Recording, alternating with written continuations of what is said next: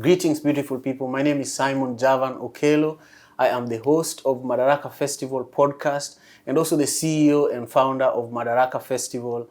And today I'm really honored to be here with my wonderful sister, Chechi Sarai, who is an incredible artist and, someone who works closely to a good friend of mine, Freddie Mooks.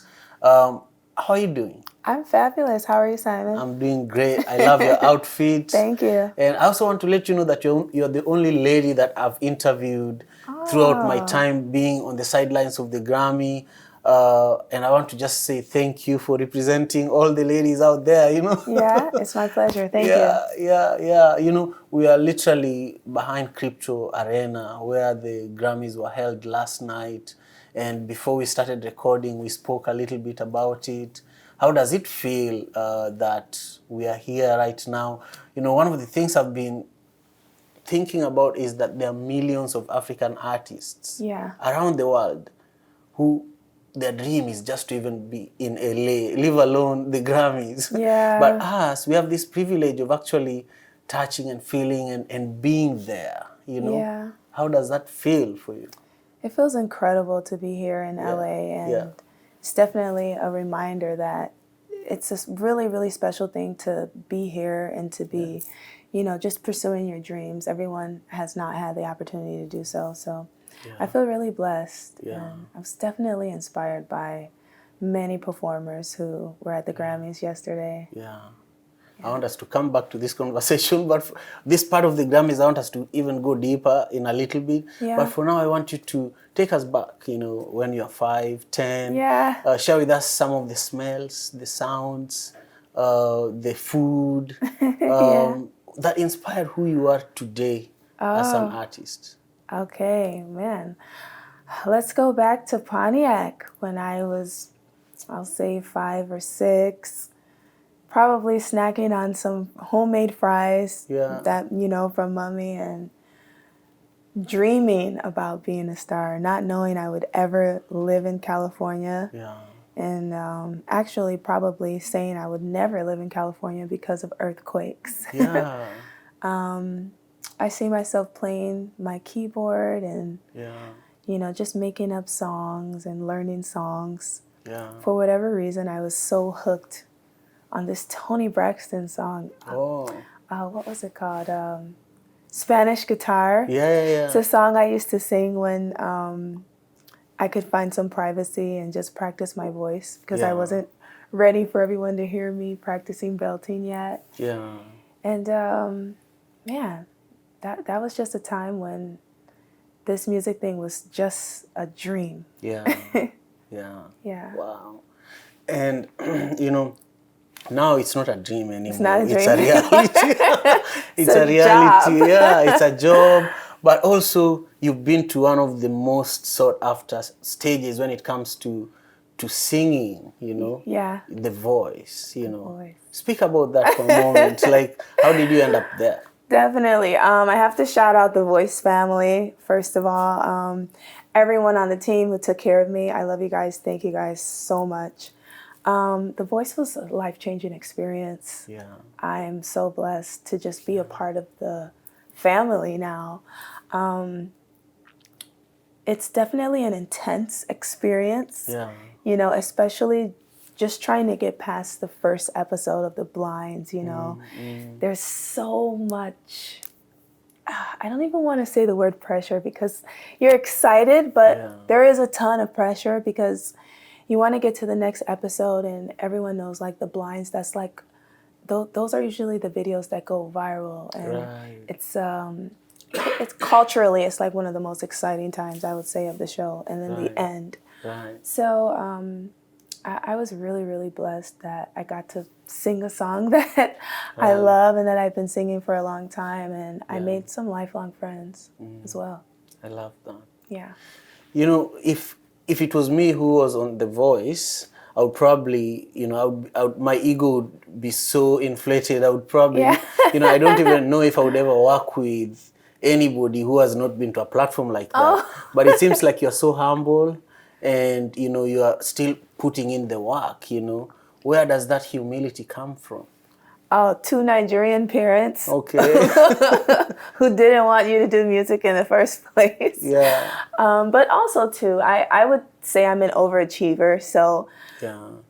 it's like there's never enough. And I have to self-check a lot to make sure that I'm enjoying the journey and that I do find the good in everything. But I'm just one of those people that I'll hit this level and I'll be excited and I'm grateful and then I'll be like, what's next? Yeah. Yeah, you're ready. Definitely. Yeah. And I have to always, I'm always going to keep in mind people that were in my position.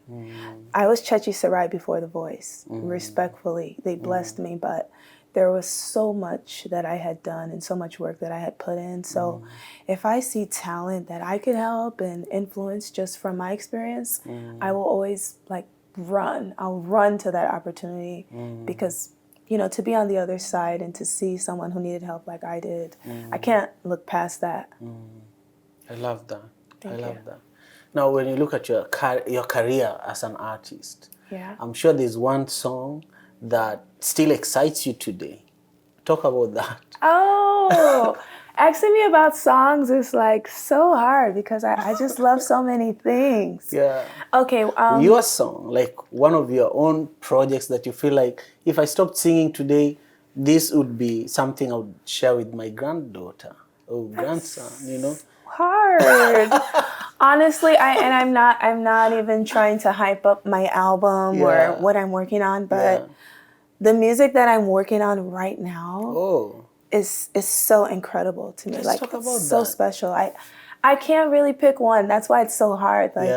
My first single after The Voice was Gemini, which is just a really fun song about traveling with a friend, with a lover. And it's so free, but I just love the production because it's eclectic. And musically, it says so much about Chechi with a fun and happy message. And I like to have fun. I like to be happy. People know me for just being bubbly. So that single was important. But then there's That Girl. That Girl was my second single, which is kind of like a girl's anthem without trashing men, Yeah.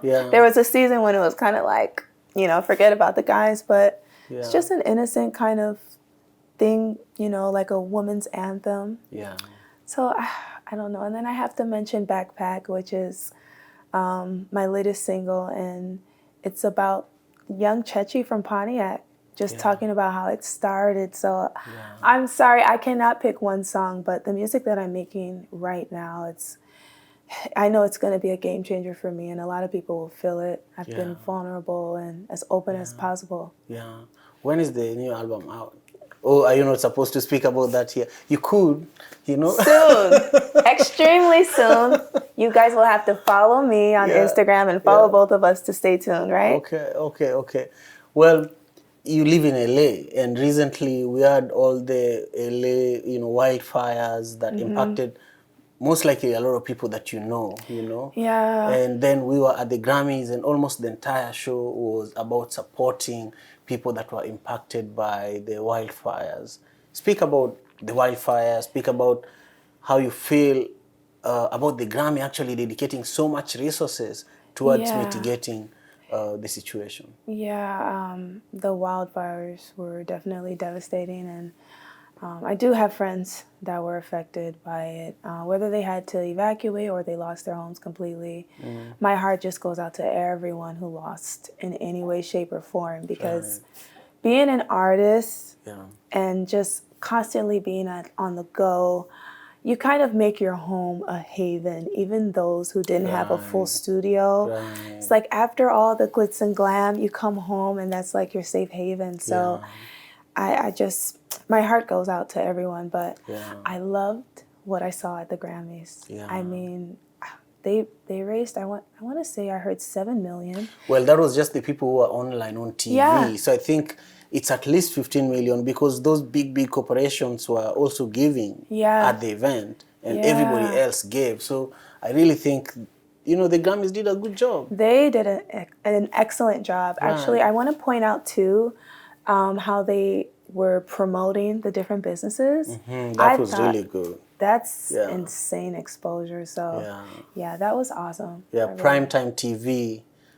for even, you know, I saw a Ghanaian drumming program, a West African drumming program. I saw an African American martial arts, you know, business. Yeah. You know, it was just a florist, you know. I saw the florist. Made me happy, you know, Yes. because I would imagine that's going to give a lot of people hope too. Yeah. Just seeing that. Yeah, and also as an artist and just being a member of the Recording Academy, the money we put into it is being put into good use, and I like that. I like to see that. Yeah, I like to see that. Same. I love that. Yeah. Now, I want you to, you know, to speak to us about something that was in your heart as you are walking here this morning, as you are getting ready. You are like, I want to talk about this when I get there.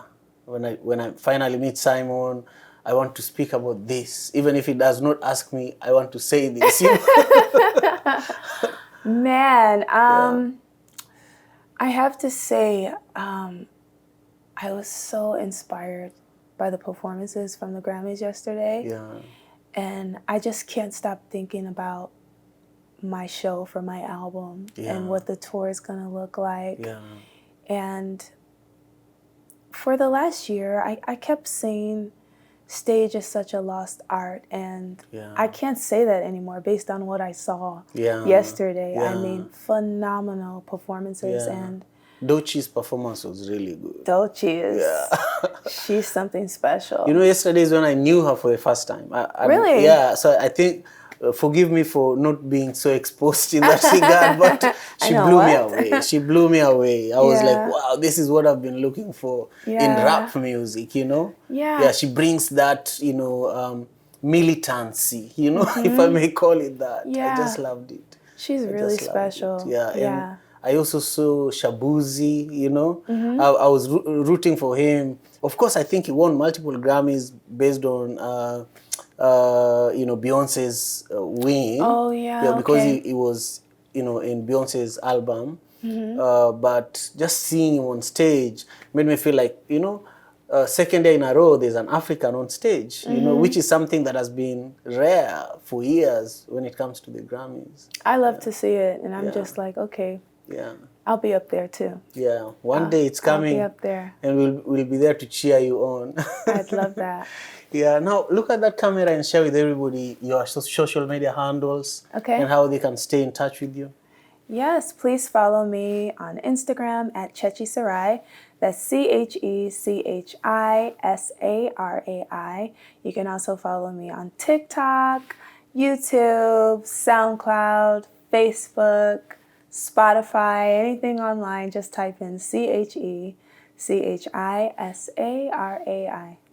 Thank you. Thank you. Also look at the same camera and ask them to subscribe to Madaraka Festival on YouTube. Alrighty, please subscribe to the Madaraka Festival on YouTube. Fantastic. Let's do it. Hey guys, thank you again for joining us for today's conversation with Chechi Sarai. It's been really wonderful spending the last, you know, few minutes with you. We will have part 2 of this conversation. Hopefully it will be around the Grammys again. Yeah. But I'm really grateful to everyone who joined us. Make sure you give this video a thumbs up. Leave a comment down below if our conversation inspired you. And also subscribe to the channel. That's one of the ways that you can support the growth of Madaraka Festival. Thank you so much. Peace.